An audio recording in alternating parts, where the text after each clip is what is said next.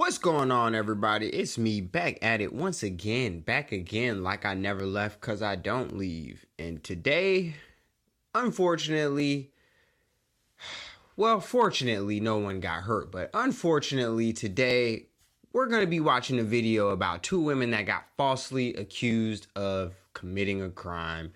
And of all crimes they got falsely accused of, they got falsely accused of stealing a U-Haul. So I'm not even going to go into all the ways that this could be bad. Let's just check it out.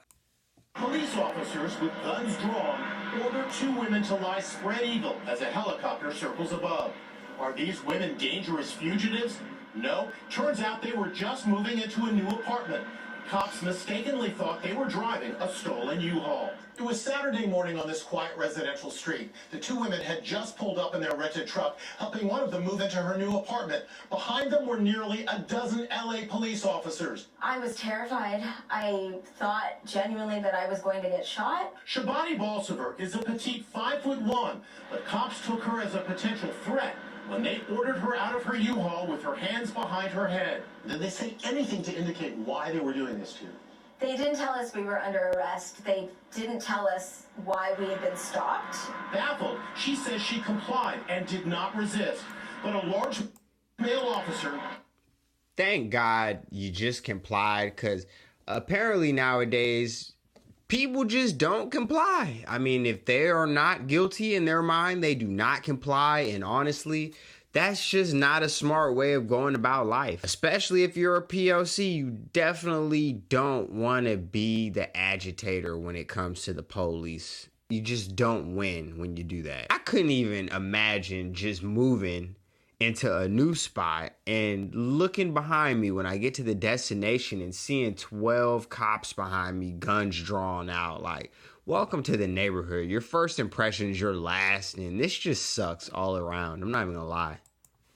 Jammed his knees into her back and neck anyway. In my mind, I thought... Oh my God. Just when you're trying to just, hope everything goes neutral, the excessive force happens.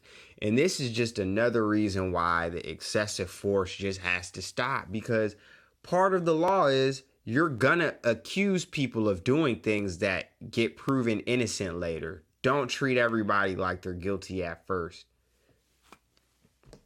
especially if they're already on the ground and they're a 5-foot woman. That just doesn't look good. that this was it. Her friend Shalani Sen was also ordered out of the vehicle at gunpoint.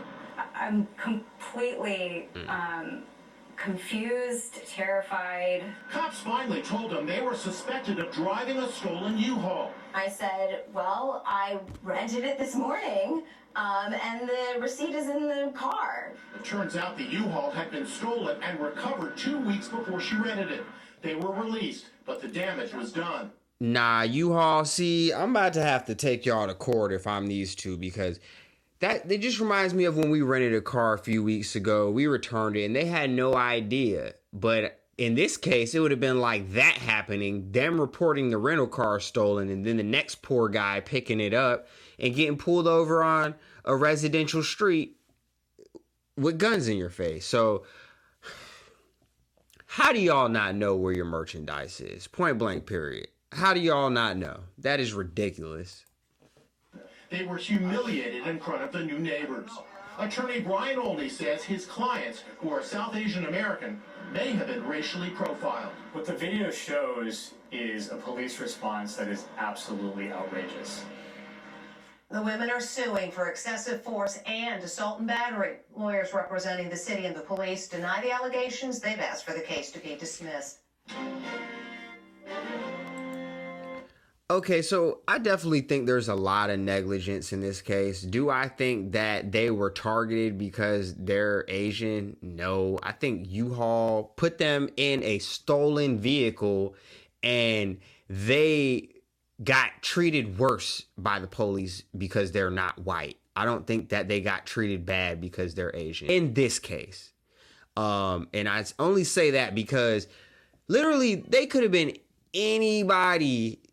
Like I said, not white, it got pulled over in that situation, and you would have been more likely to get a foot in your back or whatever happened to you. So is it a good thing that happened to you? No. Is it okay? No. But I don't think that one was racially driven in that sense.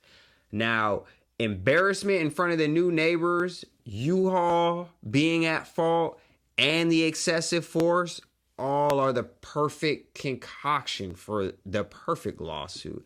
I mean, who gets it? Does it really matter? I know you got pain and suffering and embarrassment. And like I said, this is totally justified. Thank God that they weren't shot. Because anytime you got all those guns on you, just the slightest little move can definitely play a big part in what happens next. And yeah, they were very fortunate in that regard.